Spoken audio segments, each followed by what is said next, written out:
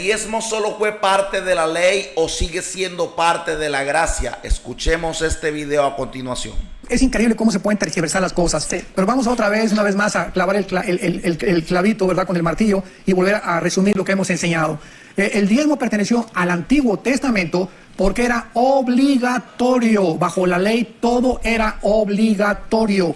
Cuando entramos al Nuevo Testamento ya no hay nada obligatorio. 2 Corintios 9, cada quien dé como propuso en su corazón. Nadie me está obligando a decir el 10, el 15, el 20, como propuso en su corazón. Dice Pablo en 2 Corintios 9, después de que haya prosperado, den a cada persona según haya prosperado. Entonces el diezmo pertenece al Antiguo Testamento. En el Nuevo Testamento, si en el Antiguo Testamento fue el diezmo y un cristiano sigue solamente dando el 10%, pues no has madurado, no has crecido en la fe, porque te estás limitando, como si alguien te dijera, es que es el 10% y no puedes pasar de eso. Ahora es el 15, el 20, el 30, el 40, el 50%, el 60%, lo que tú tengas en tu corazón. Y lo dice Pablo claramente en 2 Corintios 16. En cuanto a la ofrenda, ya no le llama diezmo, por el amor de Dios. Ya no se le llama diezmo en el Nuevo Testamento. Los evangelios quedaron bajo el Antiguo Testamento. Recordemos que la iglesia comenzó en el libro de los Hechos. En cuanto a la ofrenda para los santos, hagan de la manera que les ordené las iglesias de Galacia.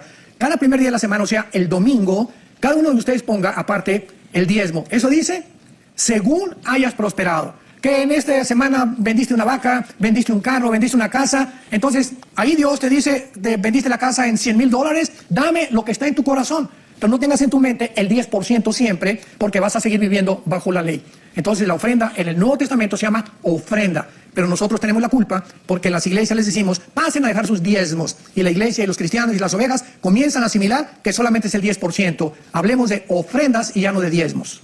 Wow.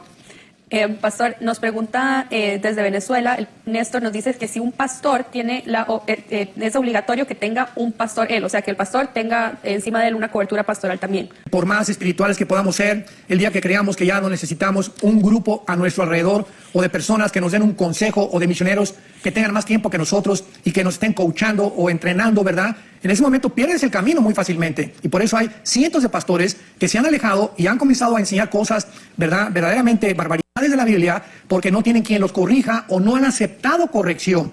Ahora que pasó la pandemia, yo tuve la ocasión de hablar con varios pastores en cuanto a que unos pastores hasta llegaron al grado, ¿verdad?, de dividir a la iglesia en los vacunados y los no vacunados, cosa que nos pareció una barbaridad a nosotros. Y a muchos pastores los exhorté y ya no me volvieron a hablar. O sea, el día que alguien me diga, oye Armando, tú tienes esto y el otro, y lo puedo con la Biblia realmente examinar y a través de la oración, o lo rechazo inmediatamente, Dios no me va a seguir hablando, porque somos un cuerpo y nos necesitamos. La oreja no puede decir que la nariz no la necesita, ni la nariz la boca. Y si no entendemos esta complejidad del cuerpo de Cristo, podemos perder el camino. Así que yo recomiendo a todos mis hermanos pastores, nosotros tenemos en nuestra organización un grupo de 10 o 12 pastores, tenemos reuniones en Zoom, consultamos, platicamos, yo les hablo, les pido el consejo, ¿qué piensas de esto? ¿Qué piensas de aquello? Porque sé que no soy suficiente. Pablo lo dice a los corintios, ¿quién es suficiente para estas cosas? Y los corintios se creían ya suficientes. Y cuando no oímos otras enseñanzas, yo voy a una iglesia aquí en Dallas, ¿verdad?, que necesito yo el alimento y me encanta, le estaba platicando a Rebeca, que es una iglesia con una doctrina impresionante, predican exegéticamente y expositivamente, versículo por versículo, y mi esposo y yo salimos edificados. Y si yo creo que yo ya tengo todo y no acudo a seguirme alimentando cuando otro pastor que venga aquí a Dallas o en México y no asisto, pues sería yo bastante orgulloso de creer que ya no necesito oír a nada. Necesitamos todos los días estar oyendo diferentes pastores, diferentes predicadores, porque a través de eso nos edifica el Espíritu de Dios. Pastor, justo por ese lado nos entró una pregunta de alguien que dice que no sabe cómo aprender más acerca de la Biblia y específicamente no sabe cómo empezar a memorizarse la Biblia. Bueno, tú necesitas pertenecer a una iglesia cristiana, desde luego, ¿verdad?, donde haya estudios bíblicos entre semana. Todos los pastores necesitamos enseñar la Biblia entre semana y tenemos que tener también un grupo de Timoteos, de hombres que podamos percibir en sus vidas que tienen llamado para poder realmente confirmarlos en la fe. Y aparte, pues la enseñanza que se le da a toda la iglesia. Pero si tú no asistes a un grupo en tu iglesia donde se enseñan estudios bíblicos, por ejemplo, el libro de Romanos, todo pastor tiene que enseñar Romanos.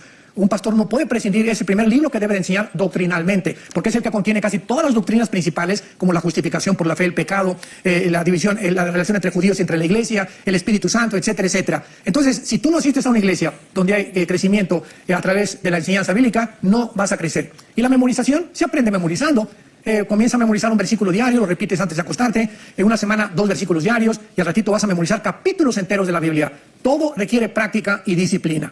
¿Usted lo hace así, uno al día, se enfoca en uno al día o en uno por semana? ¿Cómo lo empezó a hacer usted? Porque yo veo que se lo sabe todos y párrafos, no versículos, pero parece... Y especialmente hay una teoría ahora que dice que es más difícil para nosotros aprender los versículos porque la generación anterior lo leía una sola versión toda su vida y nosotros leemos como 20 versiones y entonces ahora pues nos acordamos, pero hacemos una mezcolanza como en palabras de una versión y otra versión. Ese es el problema, o sea, ahorita hay que la Biblia para los jóvenes, para los teens, para las mujeres, para Biblias de profecía, bueno, hay cantidad de versiones de la Biblia. Yo, desde que me convertí, tengo esta versión de 1960, que ha sido la Nácar Colunga, no me he despegado de ella.